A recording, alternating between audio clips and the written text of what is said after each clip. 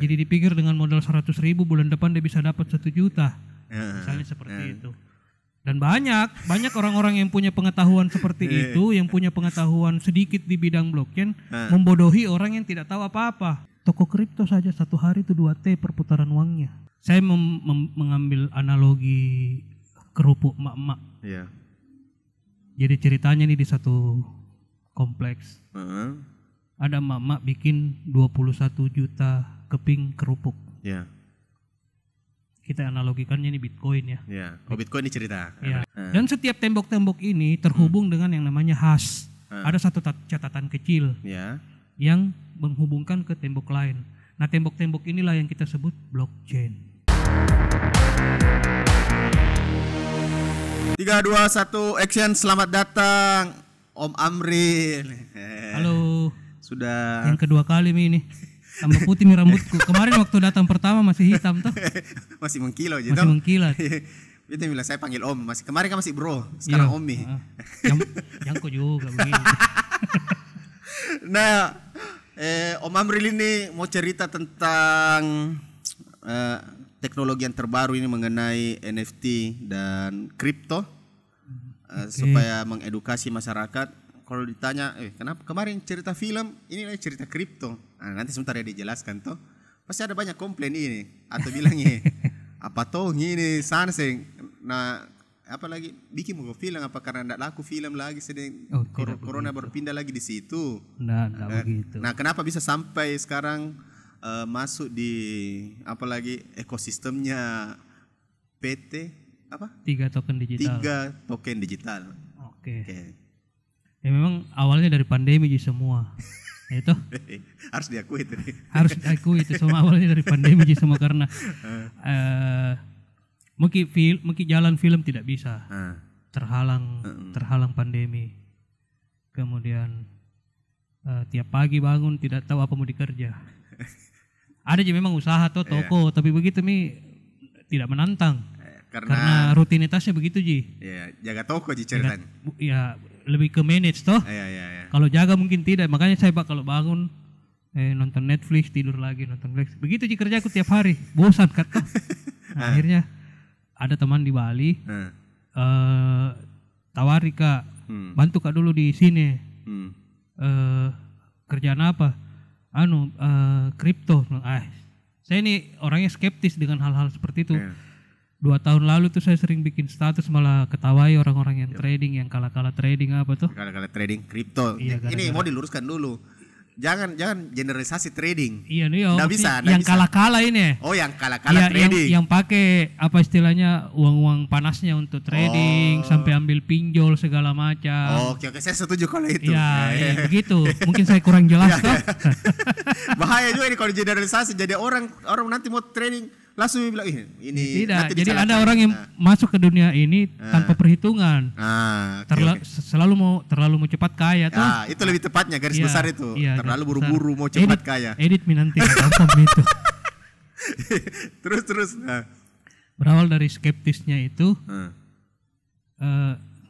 saya menantang diriku. Akhirnya saya mau lihat kayak bagaimana sih ini dunianya ini kripto. Jadi hanya ditanyakan bilang bantu Kak dulu bikin ini kripto. Iya. Begitu dulu bahasa sederhananya dulu toh. Bahasa sederhananya. Iya. Akhirnya saya terbanglah ke Bali bulan Juni kemarin tuh. Maksudnya kenapa tertarik? Ya itu, saya kalau skeptis terhadap sesuatu, saya justru tertantang untuk melihat lebih jauh. Kenapa saya jadi skeptis? Oh begitu. Oke, sebentar saya mau bahas. Sama waktu awal film. Skeptis, enggak mungkin film daerah bisa tembus nasional. Film di ini. Awalnya skeptis, tapi skeptis itu justru membangun motivasi supaya masuk lebih dalam. Karena kalau tidak ada sikap skeptis, kadang-kadang kita terima informasi A, terima informasi B, langsung percaya. Tapi dengan adanya skeptis kan terbentengi gitu. Ya. Betul tidak yang dia bilang? Betul tidak yang itu terbentengi bilang? Sikap hati-hatinya. Iya. Akhirnya dengan sikap skeptis itu saya terbang ke Bali. Kemudian saya mulai mempelajari kriptonya. Ternyata kripto itu cuma ujung kuku Ji. Maksudnya tidak ada apa-apanya dibanding teknologi yang ada di belakangnya. Kripto ujung kukunya aja. Ujung kukunya aja, ada aja papanya dibanding teknologi yang berjalan di belakangnya. Kenapa? Yaitu blockchain. Blockchainnya. Iya, blockchainnya ini itu inti dari segala inti. Master of the master. Apa yang hidup itu? Ya. Jadi intinya itu. Intinya inti itu blockchain. Jadi sekarang paham nih teknologi blockchain. Masih belajar juga. Masih belajar juga. Tapi saya tidak berani mengklaim diriku sebagai orang yang paham sekali, tidak. Karena teknologi ini masih dibilang sangat baru dan masih terus berkembang. Boleh tahu sebagai apa 3 token digital itu? Nah, kebetulan saya ditempatkan sebagai research and development.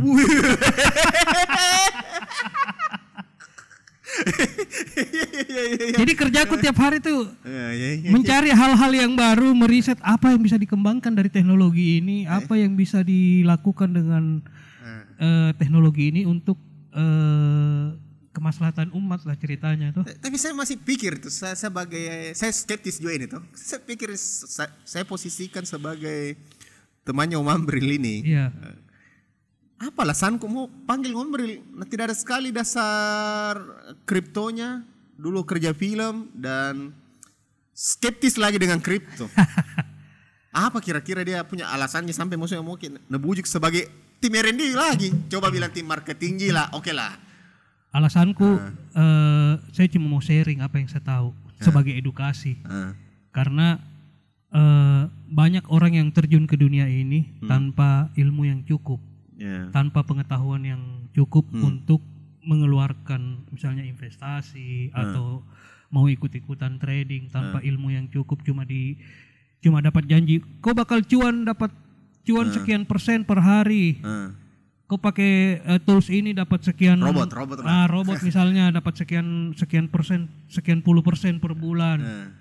Kebanyakan orang kan begitu sudah diberikan janji-janji seperti itu terlena atau terbuai. Apalagi zaman sekarang cari uang susah. Jadi dipikir dengan modal 100.000 bulan depan dia bisa dapat 1 juta. Misalnya seperti itu.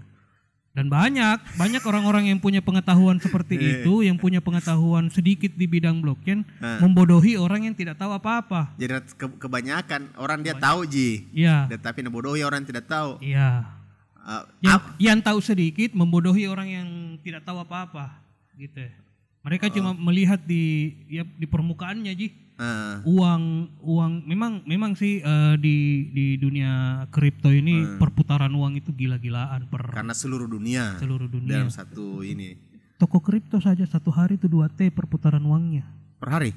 Kalau Indodax 1,8 1,7. Berarti lebih tinggi sekarang toko kripto. Dikali Indodax. Bayangkan per hari loh. 2T, tapi termasuk hitungan luar dengan orang dari luar toh? Marketnya orang toko kripto tuh di Indonesia aja 80% orang Indonesia aja yang belanja di situ. Nah 2T itu per hari. Gila. Nah kita mau dulu mau jelaskan dulu tentang pasti teman-temannya Jo Omar ini bertanya. Siapa tahu dengan nonton video ini bisa lebih jelas lah. Temanku juga pasti jawab bertanya dan saya sendiri juga mau bertanya. Apa sebenarnya itu 3 token digital? Kita perusahaan yang sedang membangun ekosistem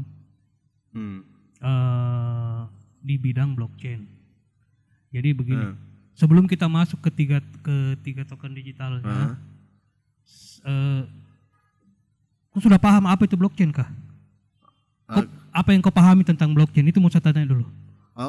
Kalau yang saya tahu di blockchain ya sederhananya teknologinya kripto. Begitu saja. Penjelasan singkatnya mau yang kau pahami apa yang dilakukan sama teknologi itu. Bagaimana cara kerjanya? Iya. Nah, cara kerjanya kan desentralisasi susahnya aku sebut. Dan misalnya saya punya botol ini, saya mau kasih tahu kepada seluruh dunia bahwa ini botolku dan itu orang sepakat. Bila saya punya botol satu. Ketika ceritanya ada yang mau bikin botol begini satu muncul, dia kasih tahu bilang ini botol katanya adalah botol seperti milikku. Ya dunia yang lain semua orang berkata tidak, karena orang sepakat bahwa ini botol ini yang asli adalah kepemilikanku saya. Seperti itu. Begitu pula maksudnya di kripto juga. Gitu sederhananya. Masih kurang sederhana sebenarnya. Bagaimana lebih sederhananya lagi? Ada yang lebih sederhana. Begini ya. Kemarin itu saya sekitar 2 bulan yang lalu apa bulan lalu itu saya bikin thread di Twitter dan lumayan banyak yang nge-share. Masih laku Twitter di. Wih, justru dunianya kripto tuh di Twitter. Terus saya mengambil analogi kerupuk emak-emak. Iya. Jadi ceritanya nih di satu kompleks.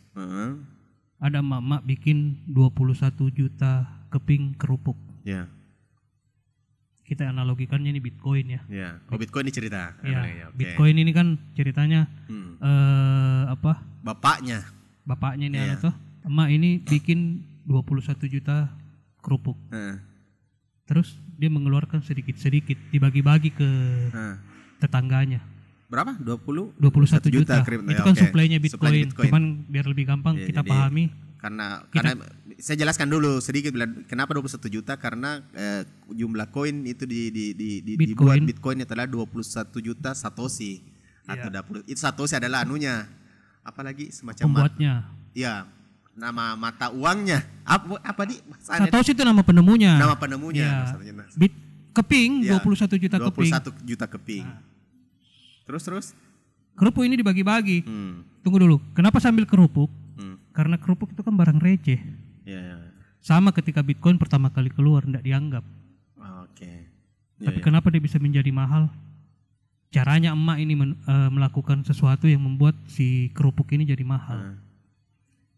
Kerupuk ini dibagi-bagi ke orang-orang. Ada yang simpan, ada yang bilang ya apa kayak ini? Ada yang buang. Tapi emak tidak peduli. So, pokoknya setiap dia keluarkan ini kerupuk, dia tulis di tembok. Bilang sekian ke Iskandar, sekian ke A, sekian ke B. Nah catat ki semua. Toh? Nah catat ki di tembok satu-satu. Dia kasih kerupuk itu dalam bentuk kantongan. Kantongan ini kita anggap wallet lah. Toh? Kantongan. Terus lama-lama kerupuk-kerupuk ini viral ki. Banyak orang minta dulu kerupukmu ya. Beli mau kok. Akhirnya baku tukar ki. Yang tadinya cuma baku transfer jadi tidak ada biaya karena sedikit di supply-nya baku tukar ki, baku transfer ki. Tapi emak ini kan ki ceritanya disiplin ki. Kalau kau transfer ke sini ku catat ki nah, semua dicatat. Karena begitu banyak ini kewalahan ki emak. Woi, siapa yang mau bantu ke mencatat di tembok? Nanti ku kasih kau hadiah. Maka timbullah namanya mining. Ada orang bikin temboknya sendiri, dia ikuti caranya mak mencatat.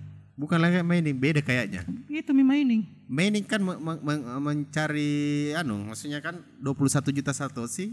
Tidak, mining. Misalnya 20 juta disebar, 1 jutanya itu disiapkan untuk di mining. Iya, jadi mining itu adalah dia tidak itu jadi begini, dengar dulu. Makanya dengar dulu. Jangan sampai saya harus dulu. Iya. Sampai salah ya. Iya, jadi kita kasih nol ki dulu ini. Ya, kasih nol ki dulu. Kasih nol ki dulu toh kali nol ki dulu. Sebentar bisa kritisi kalau ada. Iya.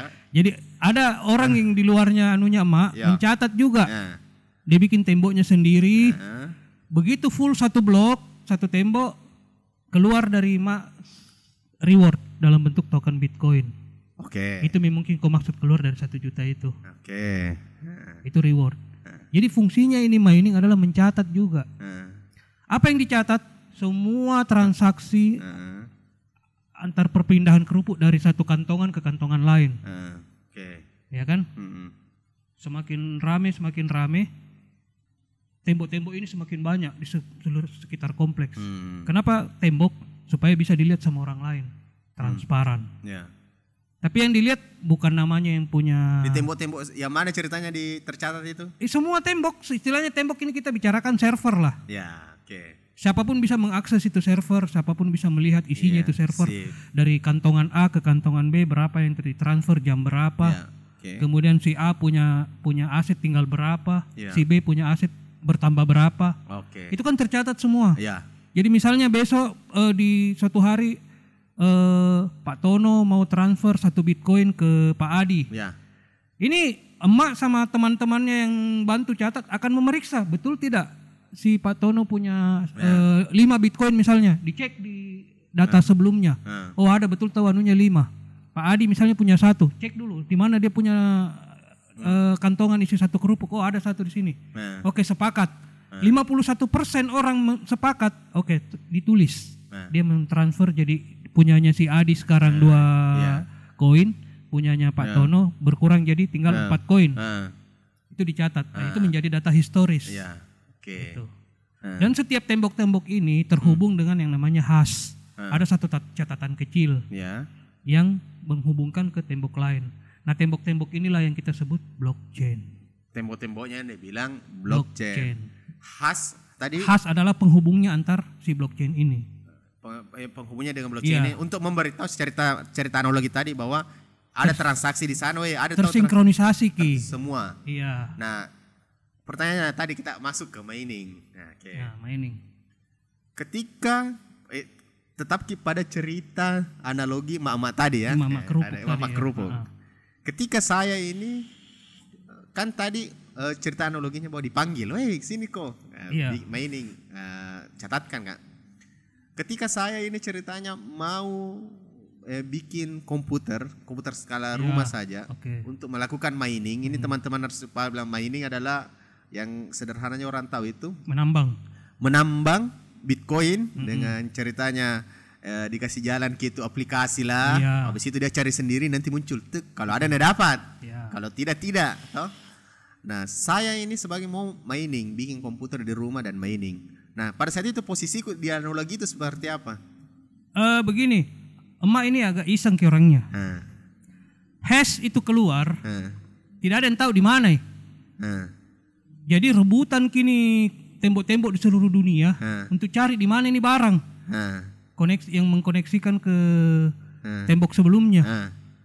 Begitu ada yang dapat satu, misalnya si siapa Andi yang dapat saya dapat kini hash, saya punya hak untuk mencatat ini 1 blok ke depan. Gitu. Begitu full satu blok akan keluar lagi hash baru kan? Keluar lagi hash baru yang dilempar ke internet, dan untuk mendapatkannya itu makanya teknologi komputasi ini yang secara algoritma mencari untuk menemukannya.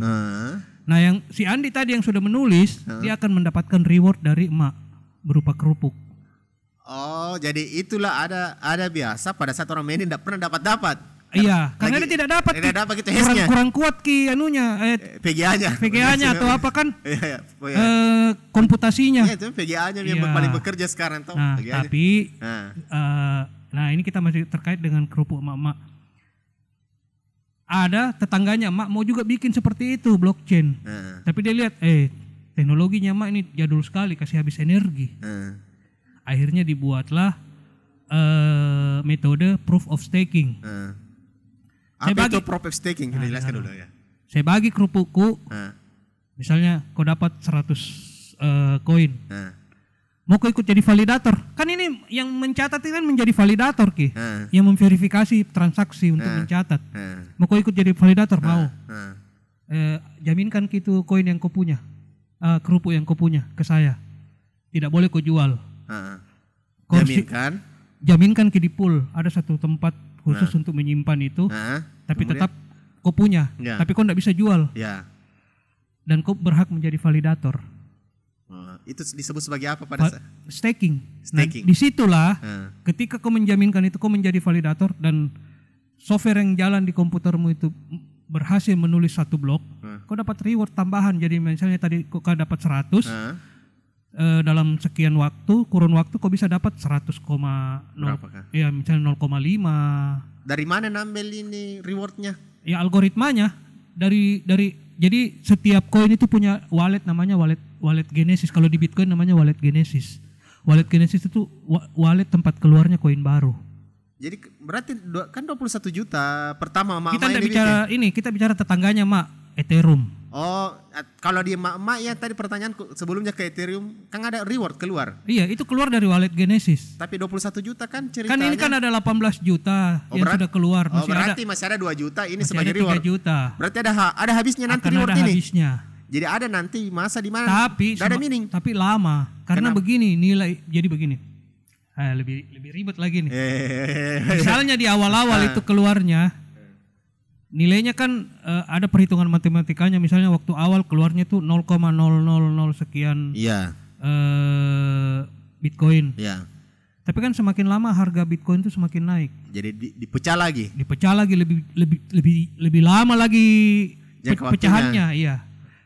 Saya tidak tahu berapa desimal yang sudah ditetapkan di, kalau tidak salah ada 9 desimal itu. 9 desimal itu di belakang koma. Sudah 0,000 sekian itu kalau sudah lewat 9 tidak bisa lagi dipecah. Jadi frictionnya satu koin itu sampai cuma 9 desimal di belakang koma, ini terlalu matematis. Tapi maksudku semakin lama nilainya reward itu semakin kecil karena angka rewardnya semakin kecil karena harga koinnya sendiri naik terus. Sudah naik. Iya. Tapi yang pecah itu siapa? Algoritma. Oh, algoritma memang sudah jadi program. Kayak memang sudah ditutup di waktu di deploy dari awal sudah bikin memang itu algoritmanya begitu. Iya, algoritmanya seperti itu. Jadi memang tidak ada full control di sini, tidak ada entitas yang menguasai. Nah, oke, kita kembali ke mak yang tadi Mak tidak punya kuasa untuk mengontrol yang lain. Jadi misalnya ada yang runtuhkan ke temboknya mak, masih ada tembok lain. Itulah sifat desentralisasi. Oke. Jadi ada jutaan. Jadi atunya mak ini kemarin apalagi setelah buat itu kerupuknya dia juga sembunyi mi. Iya. Tidak mau bilang bukan punya aku, yang kotanya. Begitu dilempar ke publik. Blockchain ini, infrastruktur ini menjadi milik publik, tidak ada satu entitas pun yang menguasainya. Gitu. Itulah sifat desentralisasi. Nah, sekarang kita kaitkan dengan bank. Tunggu dulu, lanjut dulu cerita sebelum itu. Yang proof of staking tadi. Iya. Jadi tetangganya emak ini bikin juga tetangganya emak bikin juga seperti begitu, tapi dia tidak mau pakai itu teknologi lama yang menghabiskan energi. Kenapa bisa menghabiskan energi? Bayangkan jutaan komputer bekerja 24 jam, satu jam dapat ki. Oh begitu. Iya. Jadi ini bekerjanya ini ceritanya bekerja mencari. Bekerja mencari, bukan bekerja mencatat sebenarnya. Karena mencatat itu pekerjaan receh ji. Biar handphonemu bisa mencatat. Jadi energi tidak banyak ji gunakan mencatat itu. Iya tidak ji. Di Bitcoin pun yang paling menghabiskan energi adalah mencarinya, bukan mencatatnya. Oh, nah ini memang menghabiskan energi banyak sekali ini. Iya. Pemain listrik ini pakai gila, Pak. Harus dingin juga. Iya, itu yang bikin ya mungkin kalau kau cuma lihat setup mining receh-receh yang cuma 10 VGA itu masih dianggap receh. Coba cari di YouTube itu mining yang sampai satu gudang gitu. Iya, yang satu gunung juga biasa. Hampir sebesar gunung itu kantornya. Itu kan menghabiskan energi habis-habisan itu. Nah, di rumah saja. Dan itu bekerja hanya untuk mencari hash. Bukan mencatat. Karena kalau mencatat biar komputer jadul bisa tonji karena mencatat ji. Iya, karena artinya teks ji ceritanya yang mengerjakan toh. Iya. Oke. Terus tadi masih di apa lagi? Proof of staking. Ya. Dia bilang risiko bilang ini banyak sekali energi ngambil. Ya. Banyak sekali akhirnya Ethereum pun sebenarnya masih pakai POW, Proof of Work. Apa dia itu?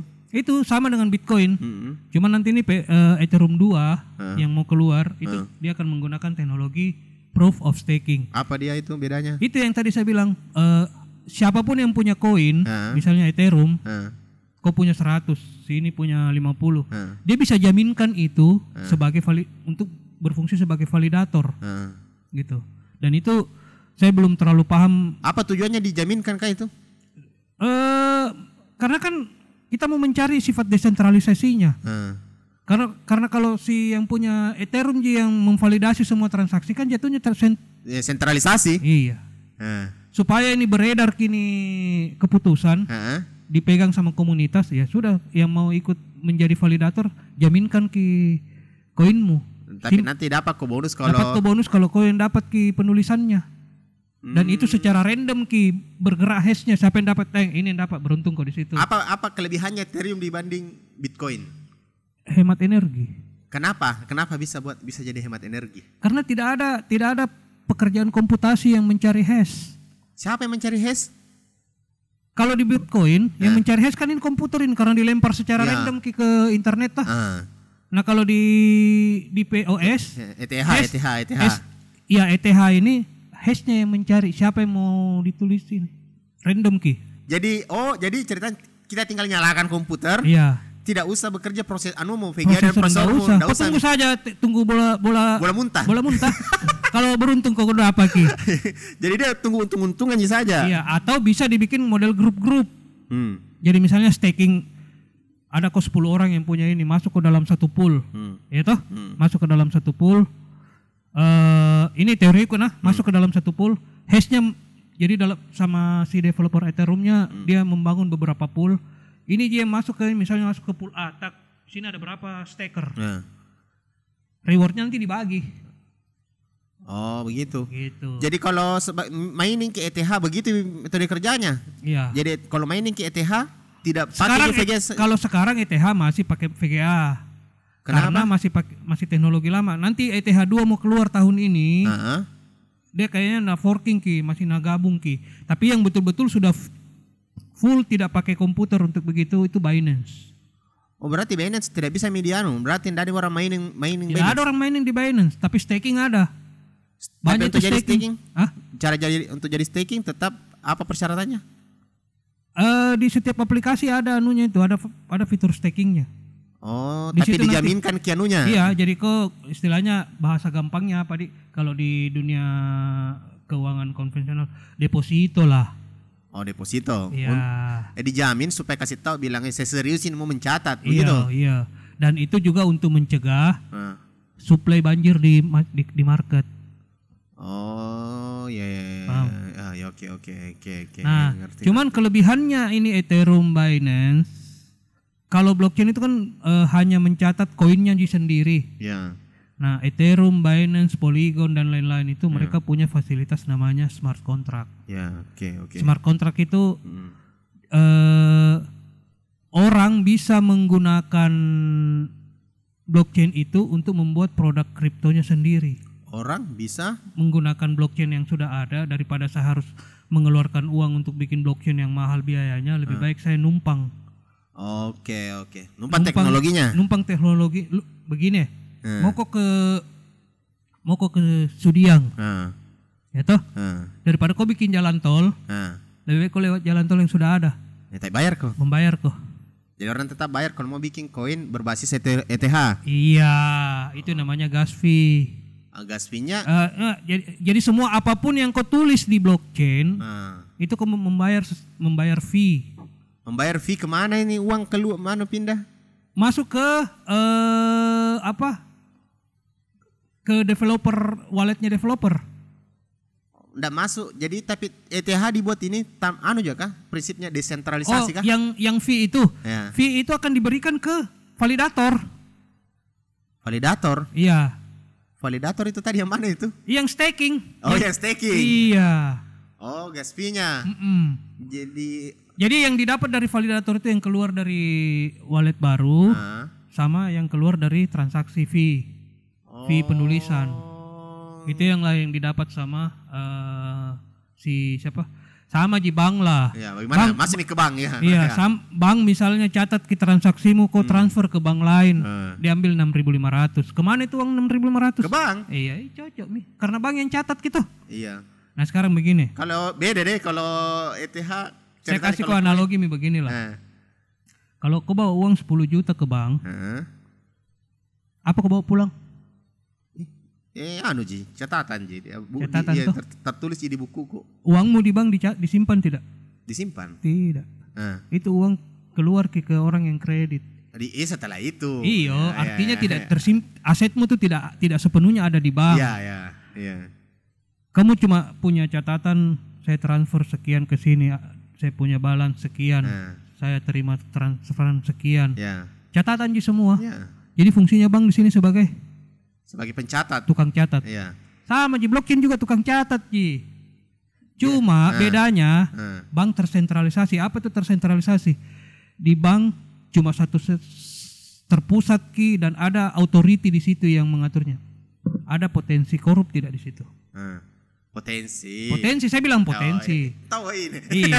Ada potensi, ada potensi abuse of power enggak di situ? Ada. Kemudian ada potensi cybercrime tidak di situ. Misalnya dihack atau di-crack datanya. Cybercrime dalam artian dihack. Dihack. Ada enggak potensi misalnya intervensi kekuasaan di situ? Misalnya tiba-tiba ditutup banknya. Itu kekurangannya. Tapi pasti ada kelebihannya juga. Iya, kelebihannya sama juga di kripto toh. Iya. Ada juga kekurangannya. Ada kekurangannya juga. Sementara ini karena di kripto itu tidak ada yang kontrol, akhirnya lebih liar. Ya kan? Semua mekanisme, makanya volatility-nya naik turun. Semua mekanisme itu diatur sama maunya pasar. Iya. Tidak ada regulasi di situ. Tapi yang digunakan apalagi sebagai transaksi misalnya obat-obatan terlarang, senjata. Iya, yang begitu. Itu kekurangannya bahwa karena terlalu bebasnya akhirnya tidak ada batas. Iya. Bahkan sekarang ada satu website lah atau satu pintu lah tempat memang menjual. Iya, semua di dark web itu. Iya, dark web toh. Iya, di dark web itu. Saya sudah halus Ki. Iya. Sampai dark web. Kalau orang nanti cari tuh. Tidak susah jadi cari itu. Dark web langsung cari mau kepala. Nggak semudah itu dicari itu dark web itu. Jadi dark web lah. Nanti kalau mau tahu dark web tulis misalnya di ada apa itu dark web. Jadi di situ orang sampai jual ginjal, sampai pembunuh bayaran misalnya ya, pembayaran ada internasional, mau bunuh orang di negara ini ada dicari, ada bisa di situ, tapi transaksinya menggunakan Bitcoin, ETH. Ya. Nah, begini saja. Sebenarnya yang bikin harga-harga koin-koin itu bisa naik, itu kan sebenarnya karena persepsi. Semua juga kayak begitu Ji. Iya. Hampir saya sekarang itu menjadi hukum jual beli itu. Iya. Semua barang tergantung persepsi. Jualan ini itu biasa sama aja rasanya. Bisa beda harganya gara-gara persepsi. Ji. Iya. Persepsi yang dibangun di ini. Sama aja dengan uang hari ini. Apa underlyingnya? Dulu emas. Nggak ada Mi. Dulu emas. Iya. Sekarang kita pegang. Sorry ada uang kertas tidak di sini. Nah, ini ada uang 50.000. Terus ini ada uang 1.000. Kalau ini saya tambahin 01, kau percaya tidak kalau ini jadi 10.000? Tidak percaya, karena itu tidak disepakati. Iya. Ini juga kalau saya coret jadi 5.000, enggak percaya kan? Iya, enggak percaya. Nah ini padahal sama-sama bahannya kertas. Iya, sama-sama orang mati juga dalamnya. Iya. Sama-sama. Kalau semakin naik angkanya semakin senyum ki anunya tuh. Semakin senyum pemiliknya. Maksudku yang sebenarnya yang punya nilai bukan kertasnya kan? Iya. Tapi kesepakatannya, kepercayaannya. Nilai yang diwakilkan sama simbol uang. Bukan ininya yang berharga nilainya. Yang dijamin sama pemerintah. Yang dijamin sama bank pusat, central bank. Terus bagaimana dengan kripto? Tunggu dulu. Uang ini tidak punya limit. Maksudnya? Ya kapan pemerintah mau cetak aja. Ya. Kalau memang dia punya pertimbangan akan ada inflasi dan segala macam, ada pemalsuan. Ya. Rawan ke pemalsuan toh kalau uang. Tapi sudah minimalisir sekarang. Iya. Udah kayak dulu. Tadi sampai di mana? Sampai uang tidak iya. Jadi sekarang nilainya uang itu ditentukan dari transaksi. Semakin banyak orang yang menggunakan uang A sebagai transaksi, semakin tinggi nilainya. Semakin banyak apa? Semakin banyak orang yang menggunakan mata uang A misalnya sebagai transaksi, maka semakin tinggi nilainya. Makanya kenapa dolar itu sampai 14.000 kali lipat lebih mahal dari rupiah? Karena seluruh dunia pakai sebagai transaksi. Makanya begitu ada negara yang mau menghentikan dolar sebagai transaksi, bisa jadikan alat transaksi. Ya.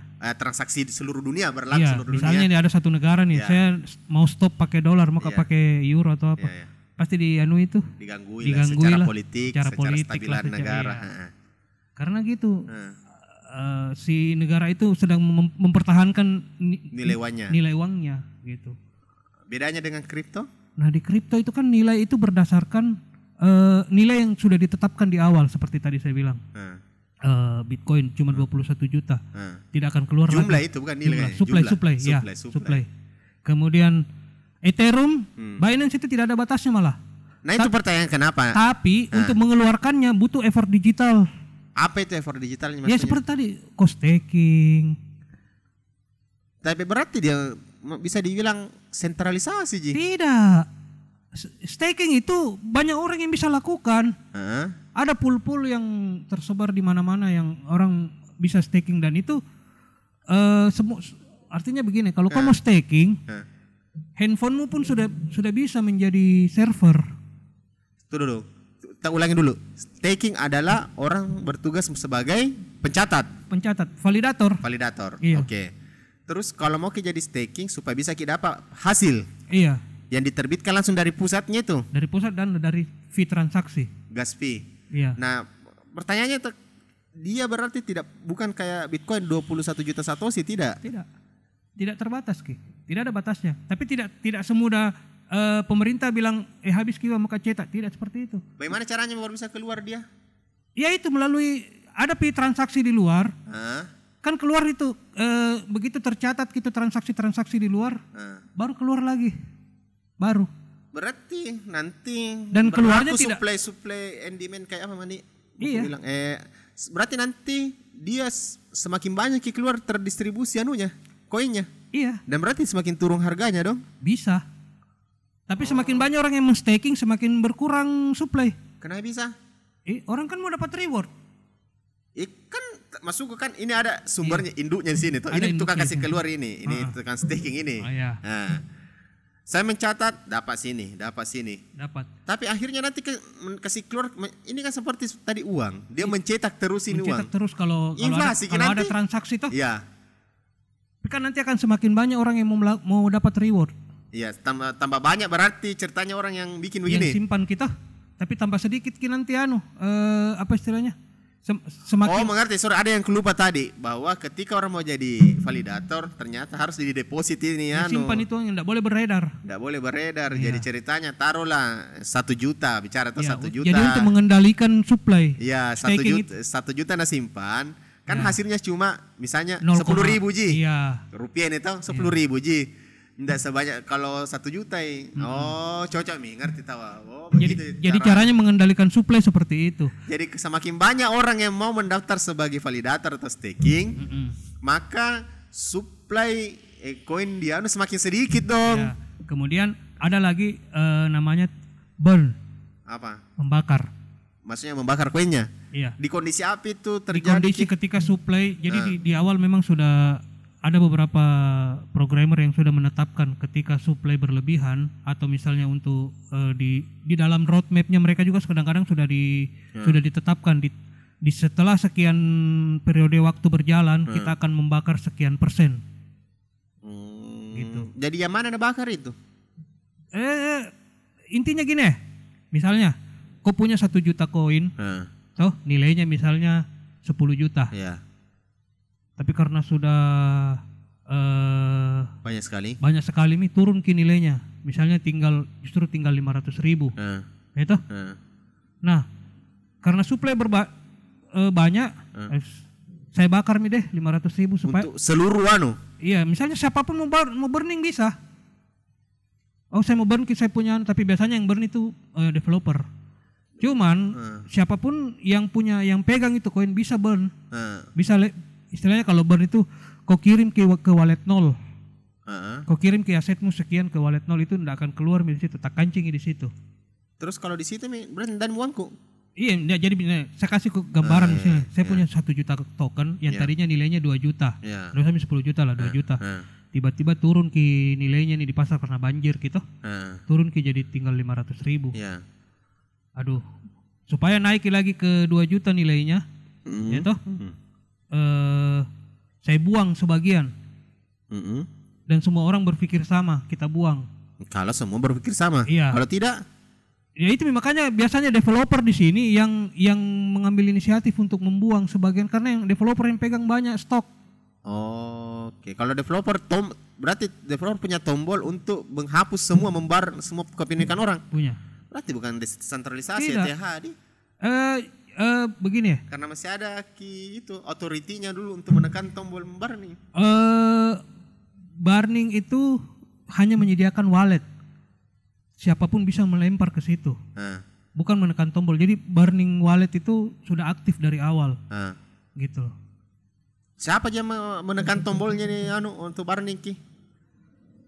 Menyalami dari awal. Tapi begini, pada saat kau bikin koin, kayak saya bikin koin, toh, kan wallet yang pertama itu yang pegang koin terbanyak. Ya, oke. Ya. Saya misalnya punya koin, yang pegang ini. Satoshi juga misalnya masih punya 3 juta koin. Iya, katanya tahu. Iya, katanya. masih punya 3 juta koin. Katanya. Iya.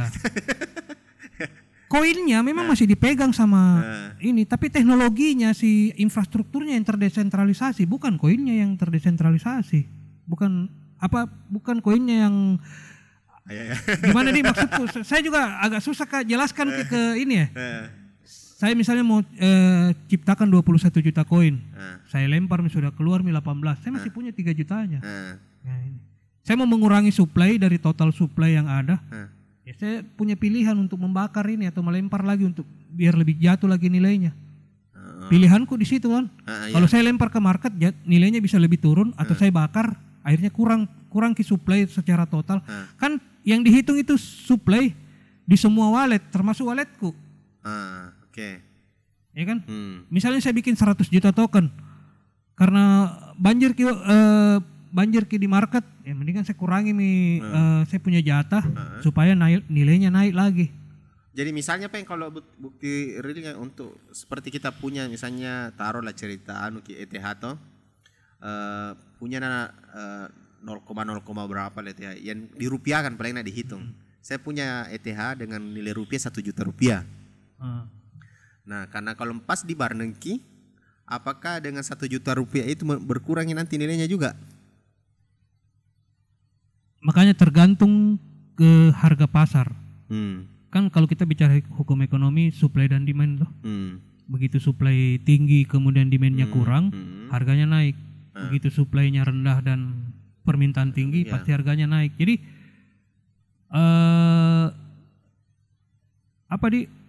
kau punya 1 juta, bagaimana cara paling enak? Kau punya 1 juta koin, yang tadinya nilainya itu 1 juta itu 2 rupiah misalnya, berarti kalau kau punya 1 juta koin, berarti kau punya di rupiah itu 2 juta. Ya, oke. Ya enggak? Ya. Kemudian tiba-tiba turun kini harganya, turun kira jadi tinggal 0,5. Ya. Ya kan? Ya. 0,5. Berarti 500.000. Iya. Tinggal 500.000 di rupiah. Secara rupiah. Saya buang saja mendingan 500.000 token, koin. Jadi saya punya supply tinggal 500.000. Ya kan? Ya. Karena kurang nih supply. Sementara di pasar ini demandnya masih bertahan, tidak berkurang. Otomatis pasti nilainya akan naik. Bisa kembali ke 1 atau bisa kembali ke 2. Jadi yang tadinya saya cuma punya 500.000, saya tinggal kali dengan berapa nilai rupiahnya, kan? Berarti tergantung kondisi pasar. Iya. Makanya saya bilang market kripto itu terlalu liar. Tergantung kondisi pasar. Kalau bisa itu di Barnim baru ternyata ada mungkin lagi koin yang baru muncul. Cuman ini kita pembahasan sudah terlalu jauh ke kripto, terlalu teknis. Terlalu teknis. Padahal yang saya bilang tadi, kripto itu ujung kukunya aja sebenarnya blockchain. Belum pitu ke NFT. Belum pitu ke metaverse. Masih panjang sekali pembahasannya. Sebelum masuki ke NFT dulu toh. Masih di wilayah koin dulu ini. Kita mau masuk ke wilayah koin ini nah. Sebentar NFT ada juga ceritanya ini bahannya. Karena beda pembahasan, beda thumbnail gitu dia nanti, beda video saya pisahkan. Masa wilayah koin. Sekarang kan Wardah Mansur anaknya Wirda Mansur, dan sekarang lagi hits Lesti dan suaminya Rizky lagi terbitkan token istilahnya. Atau begini, jelaskan secara sederhana supaya jelas kita apa bedanya dulu token dengan koin. Oke.